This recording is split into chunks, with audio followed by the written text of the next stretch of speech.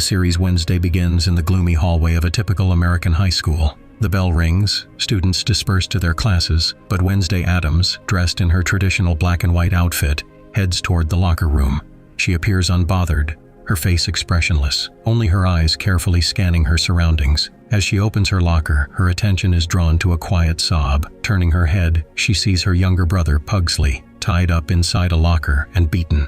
His eyes are filled with tears, and his lips are frozen in fear. Wednesday silently stares at him, showing no signs of sentiment or sympathy. She touches his shoulder and, without saying a word, turns away and heads to the gym, where the water polo team is practicing. The gym is filled with noise. Boys are laughing, throwing the ball to each other. She slowly approaches the pool, watching them intently. Suddenly, she pulls out a plastic bag and throws it into the water. Within moments, the pool's surface begins to churn. It's piranhas, which she brought with her. The water quickly turns red. The players panic, scrambling to get out of the pool, but one of them is too slow. A fish has latched onto his body. His scream pierces the air. The camera lingers on Wednesday's face. Her gaze remains cold, and her lips curve into a barely noticeable, enigmatic smile. She feels no remorse. Because of this incident, Wednesday is immediately expelled from school. In the next scene, we see her with her parents, Gomez and Morticia Addams, in their black family car. The atmosphere is tense. Gomez, unlike Morticia, does not hide his pride in his daughter. "That was spectacular. You really know how to make a statement," he says with satisfaction. But Morticia only sighs and says it is time for a more serious step. They have decided to send Wednesday to Nevermore, a boarding school for extraordinary students, where they themselves once studied. Wednesday does not like this idea. She feels it will be a trap for her and tries in every possible way to convince her parents that she can handle things on her own. However, they leave her no choice. On their way, they stop in the town of Jericho, where they are met by Sheriff Donovan Galpin. He is a middle-aged man with a stern expression. The sheriff mentions the recent horrific murders that have taken place in the county. He is convinced they are somehow connected to Nevermore. Wednesday listens intently to the conversation, interested in everything the school might be hiding. The Addams family car pulls up to the grand building of Nevermore. It is an ancient Gothic mansion shrouded in mist. The school's headmistress, Larissa Weems, greets Wednesday at the entrance. She is a tall, elegant woman with a perfect hairstyle and a reserved smile. Weems mentions that she was Morticia's classmate and that she expects Wednesday to follow in her mother's footsteps. Wednesday has no interest in her words. She remains indifferent to the school until she meets her roommate, Enid Sinclair. Enid is a bright, cheerful girl who loves the color pink and runs a blog about life at Nevermore. She is a werewolf, but she has not yet fully mastered her transformation. Her room is filled with plush toys and colorful pillows, creating a stark contrast to Wednesday's dark aesthetic. From the very first moments, Wednesday decides to escape from Nevermore. She studies the school grounds, searching for possible escape routes. However, she is caught and sent to the school psychologist, Dr. Valerie Kinbot. Dr. Kinbot is a middle-aged woman who tries to get Wednesday to open up, but she remains reserved and cold. Meanwhile, a real tragedy unfolds in the forest near the school. An unknown creature attacks a man and tears him apart. Sheriff Galpin begins an investigation. He is convinced that someone from Nevermore is involved. Wednesday meets several other students, the mysterious Xavier Thorpe, who has the ability to bring his drawings to life, and Tyler Galpin, the sheriff's son, an ordinary guy who works at the local cafe. They begin talking, and Tyler promises to help her escape. But Wednesday's plan falls apart when she is attacked in the forest. She realizes that a mysterious creature has been following her, one that is likely connected to the series of murders. Now she understands that running away is not the best decision. Her curiosity takes over, and she decides to stay and uncover the school's secrets. The first episode ends with Wednesday playing the cello on the school rooftop. She gazes into the distance, watching as the wind sways the trees. She no longer plans to escape. Now, her goal is to find answers. What is the creature lurking in the forest? Who is behind the murders? And most importantly, what role does she play in all of this? Episode 2 of Wednesday continues as she uncovers troubling links between her family and Nevermore Academy's dark past. Despite the chaos surrounding Rowan's mysterious death, Wednesday participates in the Edgar Allan Poe Cup, an annual competition to determine the best dorm at Nevermore. Following Rowan's apparent slaying in the forest, Wednesday faints and finds herself back at Nevermore. She attempts to convince Headmaster Weems, Sheriff Galpin, and others that a monster is lurking in the woods. However, Rowan's sudden appearance before the entire school undermines her claims, making her seem like an instigator of chaos. Struggling with her antisocial tendencies, Wednesday continues to search for the truth. She begins investigating Rowan's background and the cryptic book he showed her before his supposed death. This book contains a prophecy portraying her as the destroyer of Nevermore, adding another layer of mystery. Meanwhile, Nevermore Academy's social dynamics come into sharper focus. Bianca Barkley is revealed to be the choir director, while Xavier Thorpe is a skilled archer with the ability to bring his paintings to life. Additionally, Eugene Ottinger, an eccentric student, runs a beekeeper club for outcasts. The Poe Cup dominates student attention, with Bianca's team winning every year due to her siren abilities. Each dorm competes by rowing a boat to an island, running through the woods, capturing a flag, and returning to the starting point. Initially hesitant to participate, Wednesday changes her mind after overhearing a conversation about Bianca's habitual cheating. Determined to humiliate Bianca, Wednesday joins Enid's team, the Black Cats, and prepares for battle. During her search for Rowan's book, Wednesday sneaks into the boys' dormitory and finds Xavier's sketchbook filled with drawings of her. Forced to hide under Rowan's bed when Bianca arrives, she overhears a conversation confirming Bianca's underhanded tactics. Anticipating foul play, Wednesday arms her team's boat with a net gun and harpoons. During the race, Bianca attempts to sabotage the competition, but Wednesday's foresight ensures the Black Cat's victory. While retrieving her team's flag from Joseph Crackstone's tomb, Wednesday experiences another vision. She sees herself dressed in white and is told she is a link to something significant. Meanwhile, Rowan's expulsion is announced, further complicating the mystery. Thing follows Rowan to the train station, only to witness him enter a bathroom and disappear. Moments later, Headmaster Weems emerges, revealing her shape-shifting abilities and her attempts to conceal the truth about the monster in the woods. As Wednesday continues her investigation, she discovers a watermark on the page she stole from Rowan, depicting a flower with a skull at its center. Marilyn Thornhill, the only non-powered teacher at Nevermore, explains that this symbol represents the Nightshades, a now-defunct secret student organization. Further exploration leads Wednesday to a hidden space beneath Rowan's bed, where she finds an eerie mask. With Tyler Galpin's help, she later discovers Rowan's broken glasses in the woods, reinforcing her belief that something sinister is unfolding. The episode's climax unfolds during the Poe Cup celebration. Wednesday notices an engraving of Edgar Allan Poe holding a book and quickly deciphers a hidden code. Snapping her fingers twice, she triggers a mechanism that reveals a secret stairway. As she descends, she discovers a hidden library and finds the book she's been seeking, along with images of her parents and other former Nightshade members. Just as she begins piecing everything together, someone places a black hood over her head, cutting her investigation short. The story continues from the moment Wednesday is struck on the head with a sack and finds herself surrounded by masked people. It turns out that the Nightshades haven't entirely disappeared, as Marilyn claimed.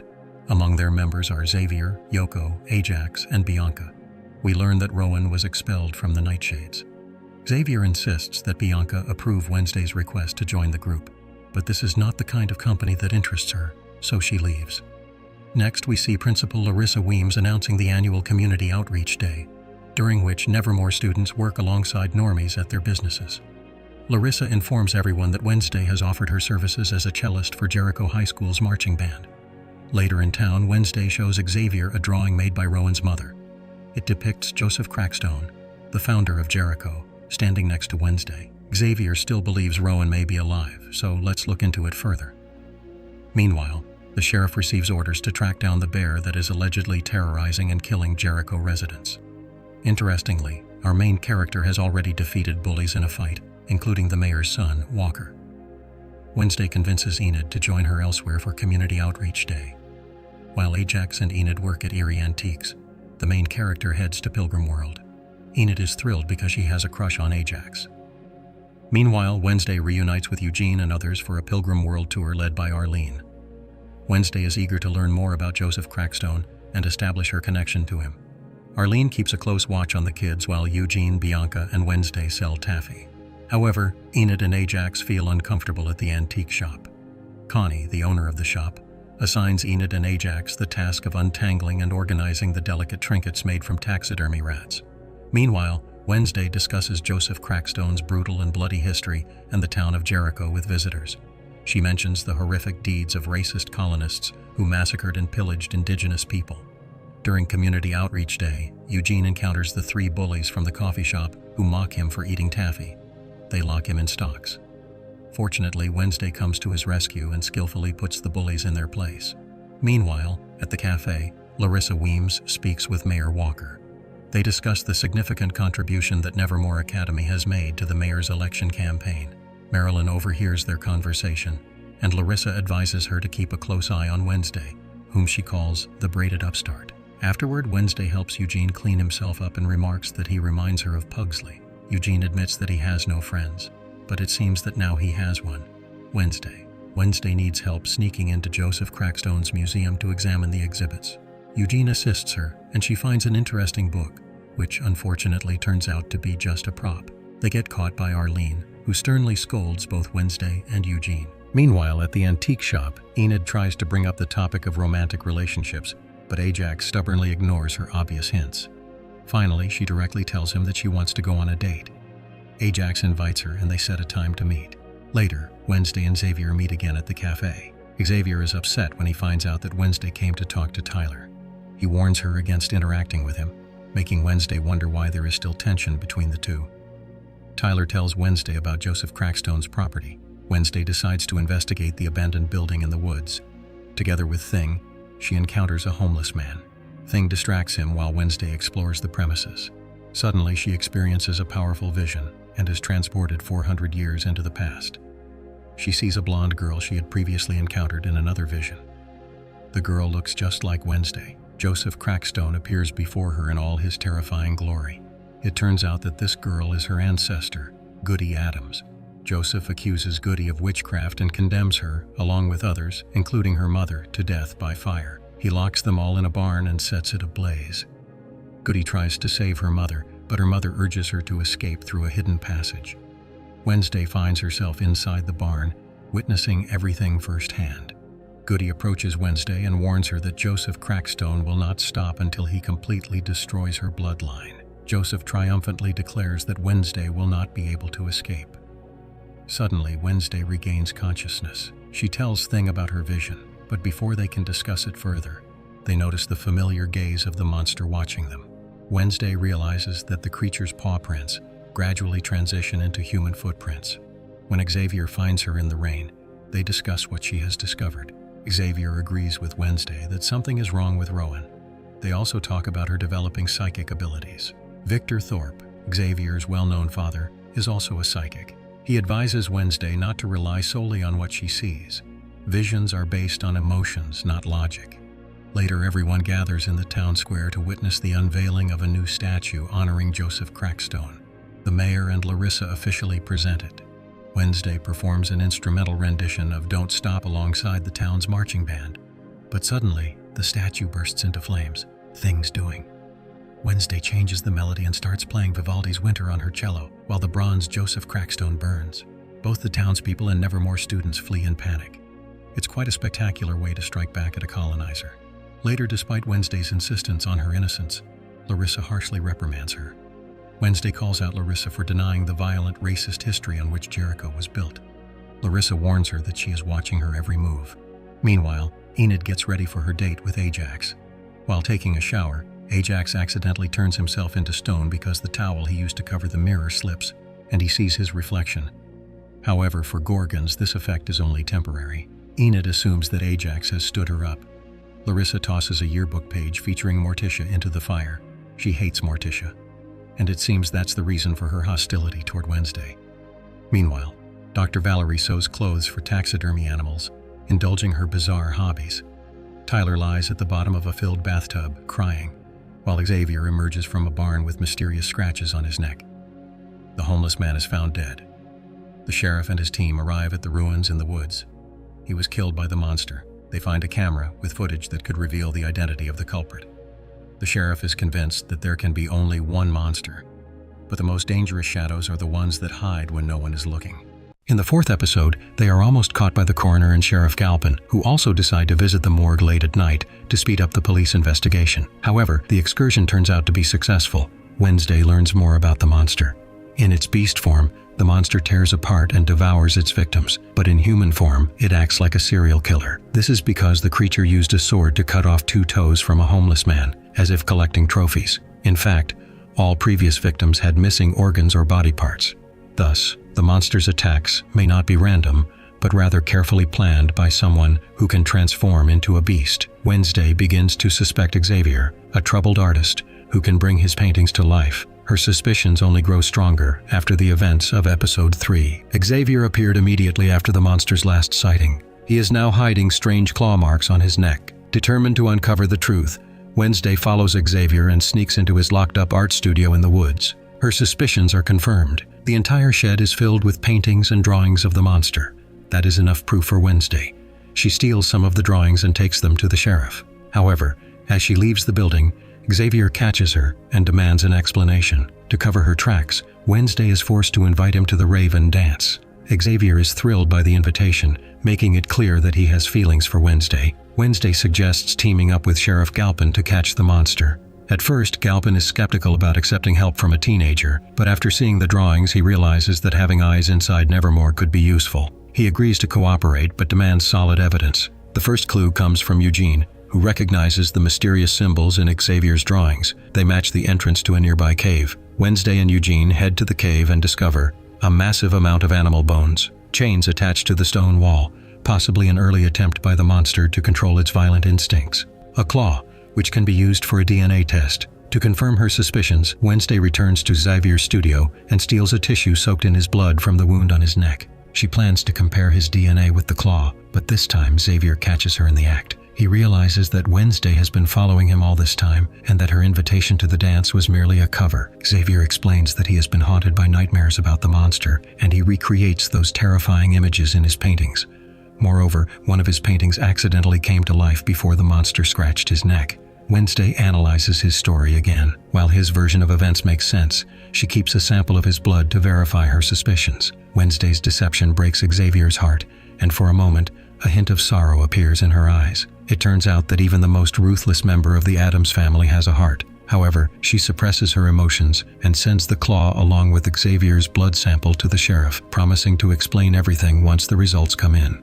Unfortunately for Wednesday, fate keeps forcing her to form emotional connections, no matter how much she tries to avoid them. In episode 3, all the students are preparing for the Raven dance, searching for dresses, looking for dates, or helping with decorations. Only Wednesday seems indifferent to the event. Her roommate, Enid, is overjoyed when she finds out that Xavier invited Wednesday. She insists that Wednesday needs a dress, dragging her on a shopping trip to Jericho. While Wednesday tries to talk to the sheriff, she pauses for a moment to admire a strange black dress in a store. In Jericho, Wednesday runs into Tyler, who asks her to go to the dance with him, but she admits that she's already agreed to go with Xavier, even though she felt like she had no choice. Tyler is disappointed, as he genuinely believes there's a connection between them and hopes to grow closer to her. But then Thing takes matters into his own hands. As soon as Xavier leaves, Thing writes a letter pretending to be Wednesday and invites Tyler to the dance. When the night of the Raven arrives, Wednesday is preparing to hunt the monster in the woods, but suddenly, Tyler knocks on her door, deeply moved by her message.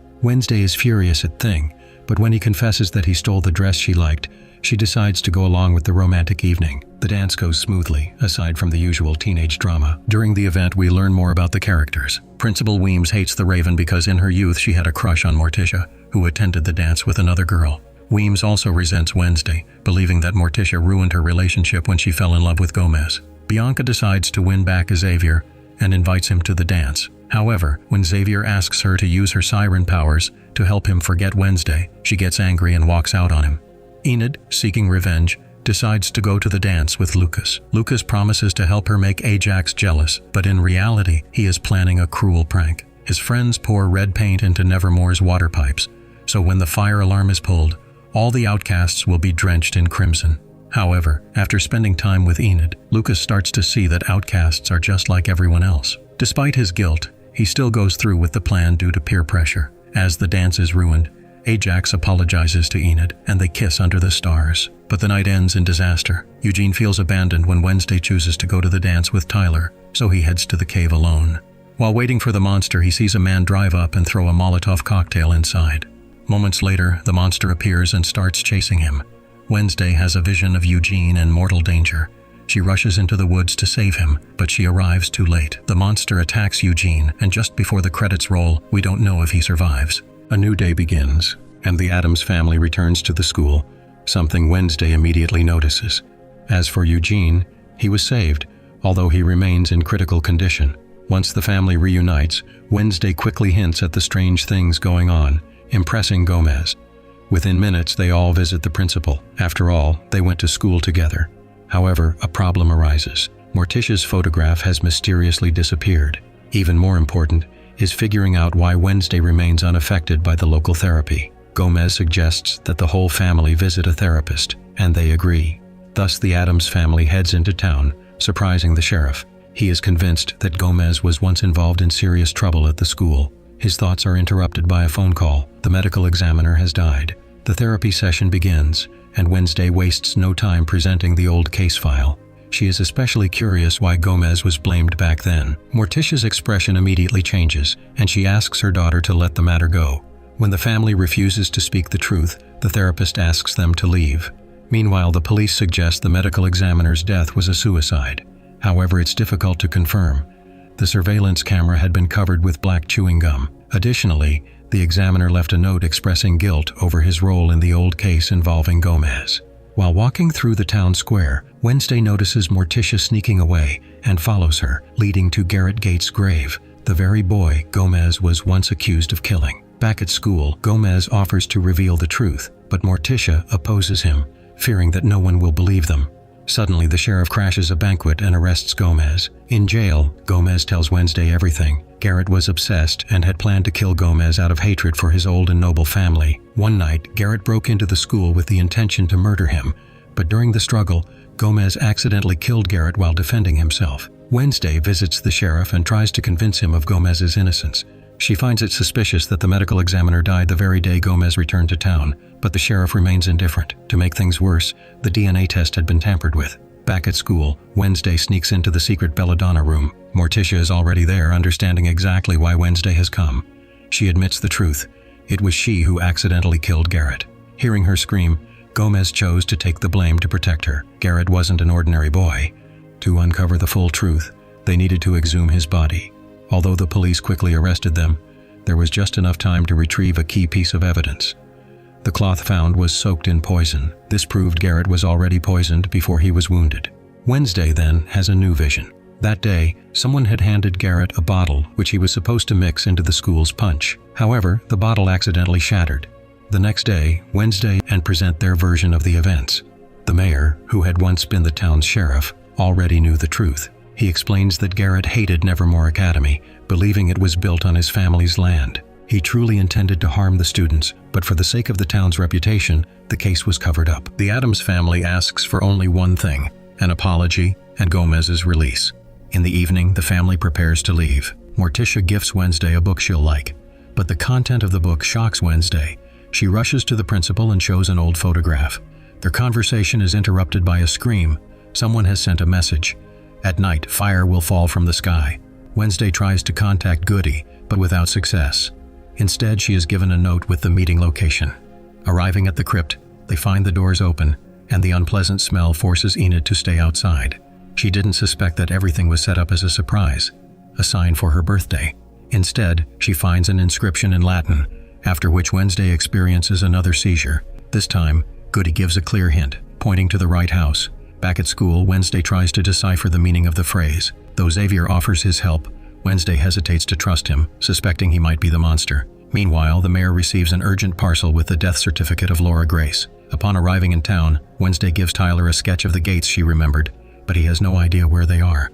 Since no one can help, Wednesday is forced to turn to Xavier. He tells her that he saw these gates in a vision a few days ago and knows where they are located. The lock on the gates is open, but unexpected footsteps force Wednesday to hide. The mayor walks out of the house. A distraction diverts his attention, allowing Wednesday to sneak into the car. Soon, she witnesses an assassination attempt on the mayor.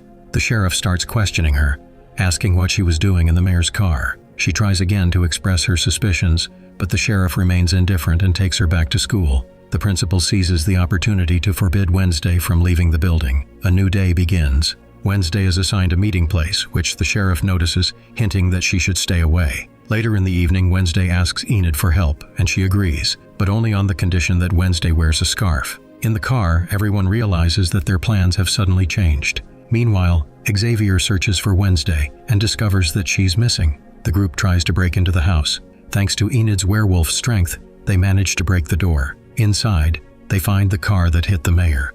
During the search of the house, they uncover a hidden passage, where they find an altar with the inscription, "Blood will spill, and I will rise." Realizing they are on the right track, the friends decide to split up for a quicker search. Wednesday stumbles upon Laura's room. It's perfectly preserved, which seems impossible since Laura died 20 years ago. Suddenly, there's a loud noise. The girls hide in the elevator, but the monster cuts the cable. They fall into an underground laboratory. The only way out is through the window. During their escape, they find an injured Tyler. Xavier suddenly appears, confused and unaware of what's happening. All that remains is to return to Tyler's house and get him to his father. But when they arrive, everything has changed. Back at school, Wednesday shows the warning Rowan left. She's convinced that she is the one who will save this place. Enid finally understands. No matter how hard she tries to be friends with Wednesday, she will always put her goals above people. After Enid leaves, Wednesday gets the idea to check the mailbox. She finds numerous photographs of her family and herself. Meanwhile, someone kills the mayor. The next day, the whole town is in mourning. During the funeral, Wednesday notices a suspicious man and starts a chase. It turns out to be her uncle Fester, who understands exactly what is going on here. Fester helps them figure out what monster they're up against. Comparing the drawings, he tells them about a similar case.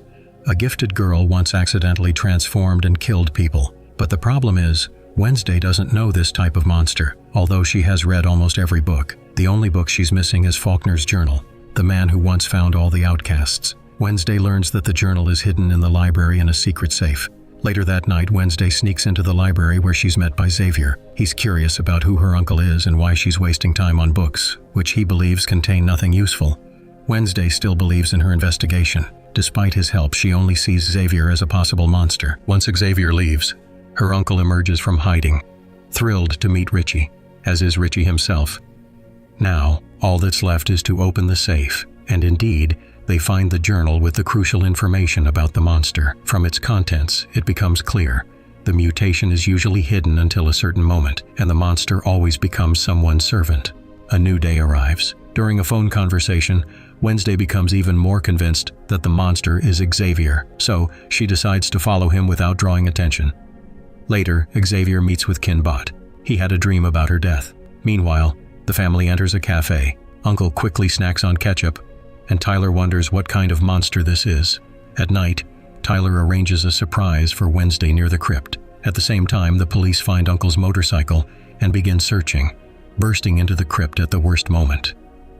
Wednesday manages to return to her room, where she finds complete chaos and Richie pinned to the wall. Wednesday immediately takes Richie to her uncle. After a series of shocks, Richie comes back to life. That same night, the principal informs her Faulkner tried to study the Hyde monster but was killed by it, and after that, many were expelled from Nevermore. A new day brings a revelation. Bianca manages to find out that the mayor was investigating a case from 20 years ago. Laura Gates was declared dead from drowning, but her body was never found. Wednesday visits the doctor, convinced that Laura Gates is alive and pretending to be someone else. The mayor figured everything out and was destroyed because of it. Among the evidence, Wednesday finds familiar roses, the same ones she gave to Eugene. However, just as Wednesday leaves, the monster goes hunting again. The sheriff announces that the doctor is dead. Wednesday runs to Xavier, who has many pieces of evidence.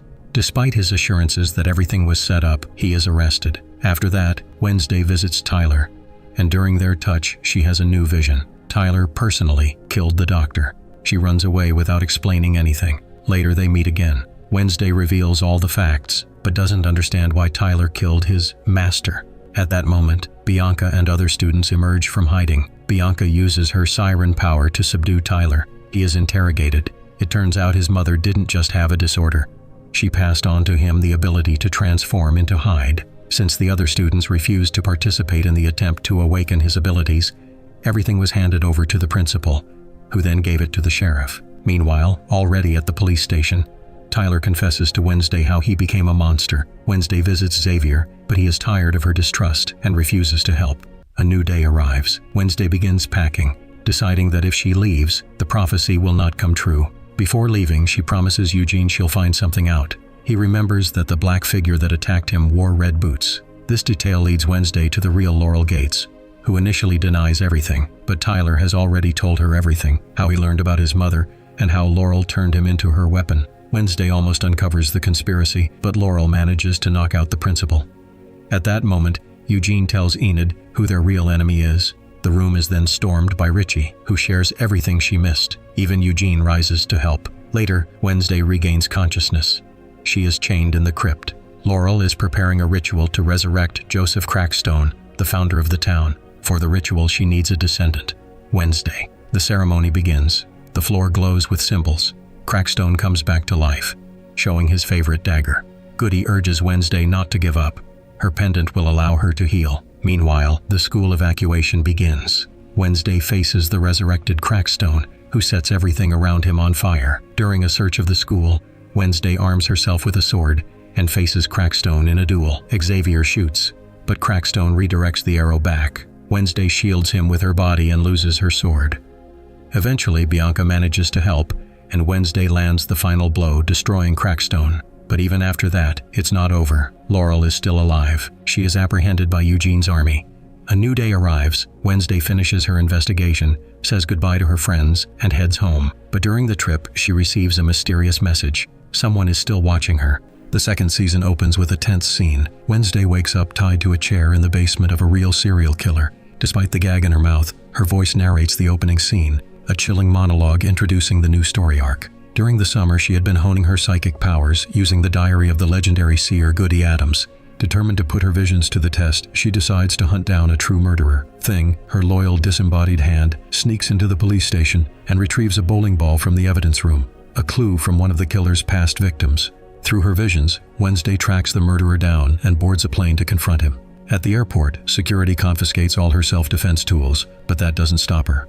Arriving at the suspect's home, she tries to use a taser, but upon contact, she's hit with a powerful vision. Black tears stream from her eyes before she collapses. When she comes to, she's in a strange basement full of creepy dolls. The killer appears and confesses he sees the spirits of the dead. Soon, he claims, Wednesday will join them, but he underestimated one thing: she's never alone. Let me show you some of my own handiwork.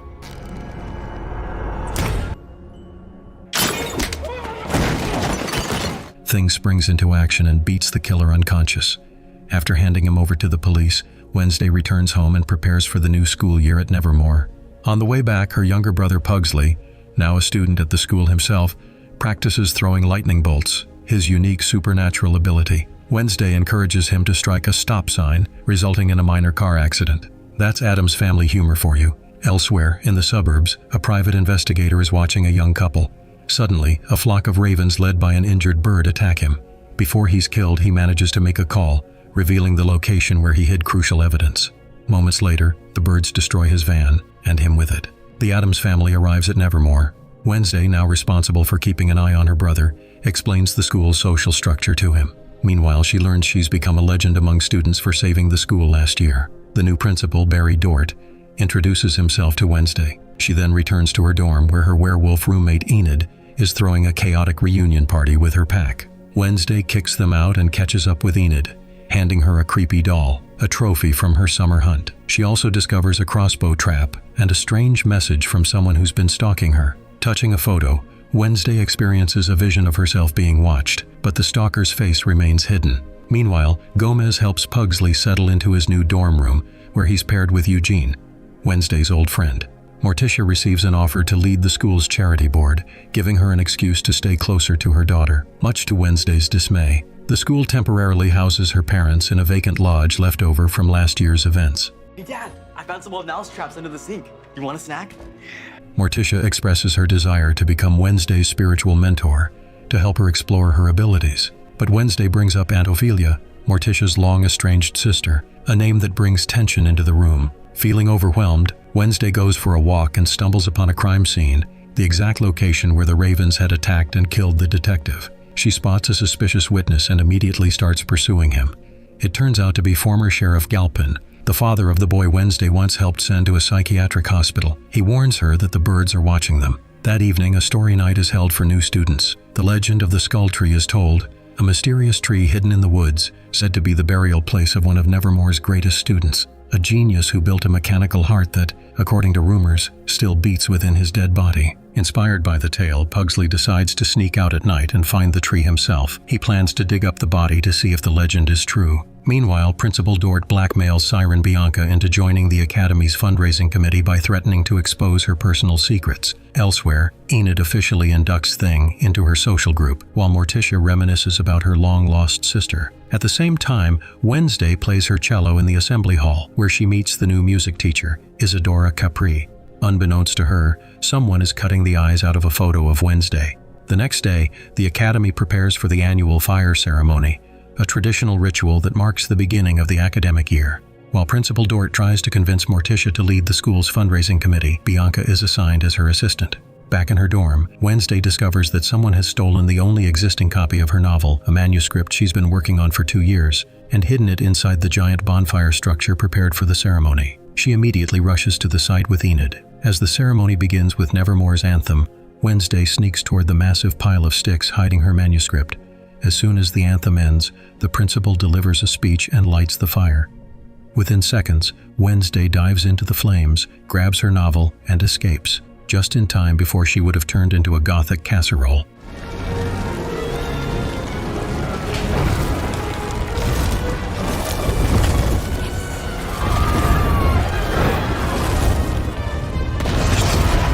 Afterward, Principal Dort publicly praises her as a hero, but Wednesday doesn't bask in the glory. Instead, she sets fire to a ceremonial painting made to honor last year's events. Meanwhile, Pugsley is deep in the forest. He finds the mysterious tree, stumbles, and accidentally activates his power. He shoots a lightning bolt that strikes the mechanical heart of the buried inventor. The zombie rises from the grave. Pugsley is ecstatic. He brought a legend to life. Back at the school, Enid finds Wednesday after the ceremony. The moment she touches her, Wednesday falls into another bizarre vision. She sees Enid's grave and Enid's ghost, who blames Wednesday for her death. Wednesday wakes up in the family lodge. Morticia tells her that the black tears are a side effect of psychic overload. She offers to help her daughter learn to control her powers, but Wednesday refuses. Still thinking about the strange raven and the warning from the former sheriff, Wednesday visits his home. There she finds his lifeless body. The ravens had ripped out his eyes. When she tries to touch him, expecting a vision, nothing comes. But instead of a vision, the police show up and arrest her on the spot. Fortunately, Gomez arrives just in time to take her home, revealing he has a law degree and knows how to get her released. On the ride back, Wednesday questions her father about Aunt Ophelia, but Gomez tells her it's better to talk about that with her mother. The next morning, Pugsley confesses to his neighbor Eugene that he's hiding the reanimated zombie in Eugene's beekeeping shed. They try to feed the creature with honey, but it gets sick. So, the boys bring a sandwich from the school cafeteria, local food that could either kill or revive. Back on campus, Wednesday finds Enid lying motionless on the balcony, but it turns out to be a prank. It's prank day, a local tradition for the first week of school. Enid is getting back at Wednesday for the creepy eye left on her pillow, though Wednesday swears it wasn't her. She suspects it might be the eye of Sheriff Galpin. To make things worse, someone starts sending threatening messages from the deceased sheriff's phone. Clearly, they're being watched. Principal Dort takes a stroll through the academy grounds with the mysterious Dr. Orloff, a relative of the infamous Professor Dowell. Wednesday asks whether there's anyone at Nevermore with the ability to control birds. The answer is no. Such gifted outcasts are extremely rare. Determined, Wednesday decides to visit Tyler Galpin, the son of the murdered sheriff, who is being held in isolation at a psychiatric hospital due to his power to transform into a hide. She steals the only ticket for the school's field trip and, after cutting the instructor's safety line, escapes toward the hospital. Ironically, the instructor thinks that's exactly where she belongs. At the institution, she is greeted by Dr. Fairborn, a psychiatrist who specializes in treating outcasts. Fairborn allows Wednesday to see Tyler, hoping the interaction will help with his therapy. But Tyler is anything but cooperative. He's aggressive, frightens Wednesday, and vows revenge on Enid for defeating him in a past fight. Back in her dorm, Wednesday finds a mysterious clue inside Thing's suitcase. A secret messenger warns her that Enid and her new boyfriend have been kidnapped. She has only 30 minutes to find the location and rescue her friend. A chance encounter with Ms. Capri, the new music teacher, sparks a realization. The key is in the notes. Wednesday presses specific keys on the pipe organ and unlocks a hidden passage leading to an old tower. Inside, she encounters a ghost who leaves another clue hidden in a mask. Beneath a platform lined with slowly descending knives, Enid is chained up. Wednesday deciphers that the answer is Herbert Wells, which stops the deadly trap just in time. The mysterious stalker finally reveals herself. It's Agnes DeMille, a student with the power of invisibility and a devoted fan of Wednesday. Though Wednesday is frustrated to learn that it was all an elaborate prank, Agnes assures her she had nothing to do with the sheriff's death. She admits to stealing the phone, but nothing more. Back in her room, Wednesday tries to reread Goody's book to reactivate her prophetic powers, but the book is gone. Her mother took it.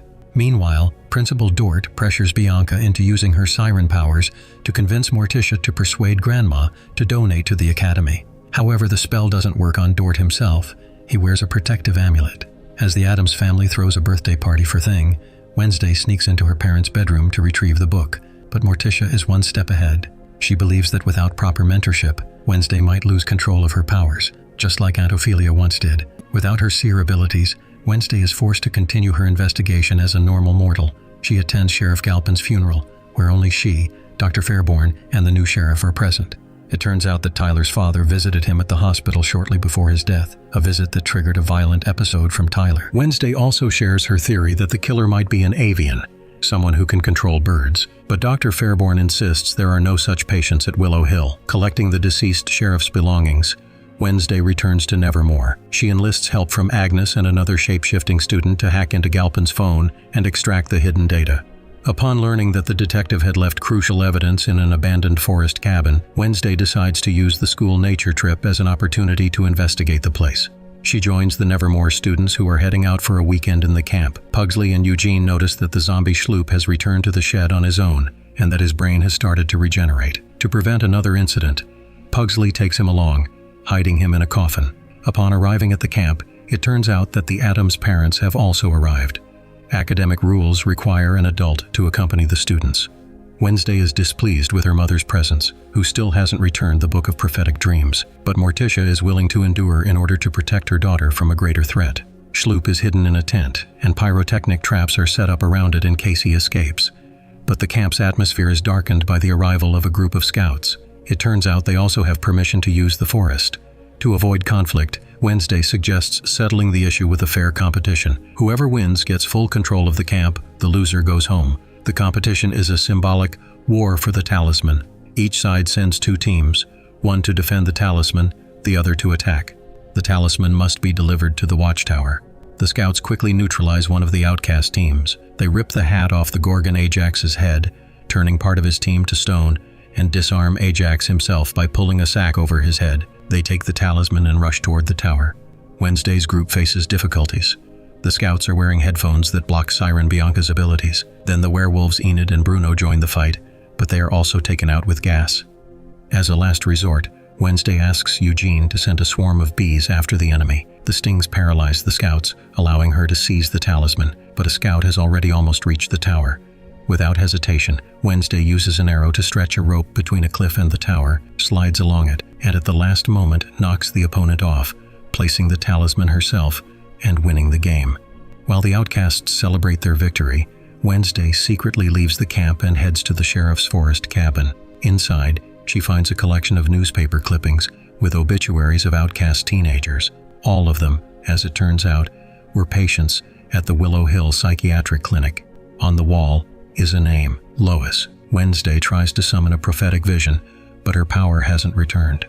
Back at camp, she challenges her mother to a duel with blindfolds. Morticia agrees. The winner takes the book. Darling, Wednesday and I are going to sword fight in the woods and settle our differences. Music to my ears. I'm going to shower in one of the rustic stalls. Have fun. Meanwhile, the scouts, angered by their defeat, plan a nighttime attack. But the first tent their leader breaks into belongs to Pugsley, and instead of victory, he is met with a hungry zombie. The zombie triggers the firework traps and starts wandering chaotically through the camp. Encountering Gomez in the shower, Schloop nearly attacks him, but Pugsley manages to subdue the monster with a swift strike of a stun gun. Meanwhile, Wednesday and Morticia finish their duel. The mother breaks her daughter's glass medallion. She now has the right to burn Goody's book, considering it harmful. Wednesday, stunned by the loss, throws her rapier, not at her mother, but at a shadow looming behind, and hits the zombie straight on. It collapses.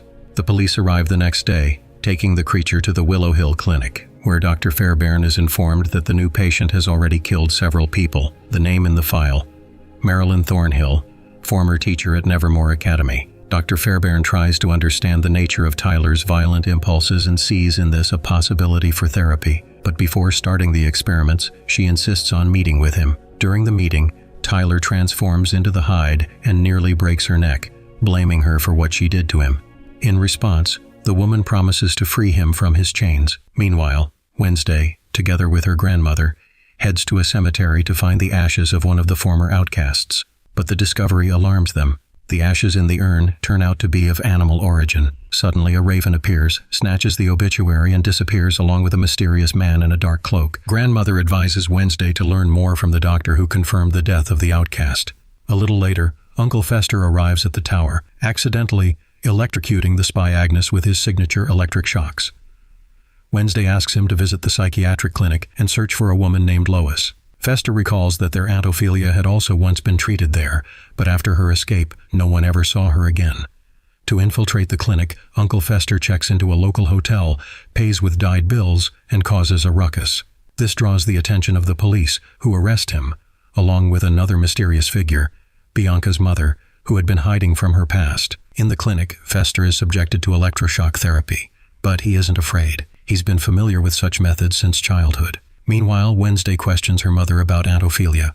Morticia reveals that her sister couldn't handle her gift of seeing the future due to the black tears, and their grandmother had sent her for treatment. At the same time, Grandma finds out that the death was certified by Dr. Augustus Stonehurst. Agnes discovers that he is no longer a doctor, but a patient in the same clinic. Suddenly, a mysterious stranger appears, whom Wednesday chases, but a flock of ravens intervenes and almost kidnaps Rich. The situation is saved by Principal Dort, who drives away the birds using pyrokinesis. In the music room, Wednesday meets with Dr. Fairbairn and Miss Capri. They agree to conduct music therapy for the patients. Realizing she has lost the trail, Wednesday sends Rich to the clinic with a message for Fester: find Stonehurst. Fester finds the doctor, who no longer speaks and is confined to a wheelchair, but his parrot unexpectedly gives a clue about where to find Lois. The old man points toward a storage room. That's where the key to the mystery is hidden. However, Marilyn recognizes Fester and reports him to the doctor. He is locked in a cell with an aggressive patient. Agnes and Wednesday devise a rescue plan. While Capri leaves for a therapy session, the girl hides in her car. Agnes sneaks into the checkpoint and creates a diversion with dynamite in the bathroom, allowing Wednesday to slip in unnoticed. Inside, she is already awaited by the cook, who is in love with Fester and helps the girl reach her uncle's cell. During the escape, they also accidentally release Zombie Schloop. In an underground storage room, Wednesday uncovers the truth. LOIS is not a name. It's an acronym for a secret program of experiments on outcast creatures. Deep within the psychiatric hospital, Wednesday and Fester discover a hidden section of the facility. Dozens of isolated cells where those thought to be dead are being held. It turns out the obituaries were merely a cover. In reality, all of these beings were imprisoned for secret experiments. At that moment, the mysterious cloaked figure appears. It turns out to be Judy, who had previously disguised herself as Dr. Fairbairn's assistant. In fact, she is the true head of the facility and the daughter of Stonehurst. Her gift, the power of Avian, was not acquired naturally, but through experiments during which ordinary normies were turned into outcasts. The situation escalates. Uncle Fester calls down a lightning strike that breaks through the security system. The power surge shuts down the electricity, and with it, all the magnetic locks.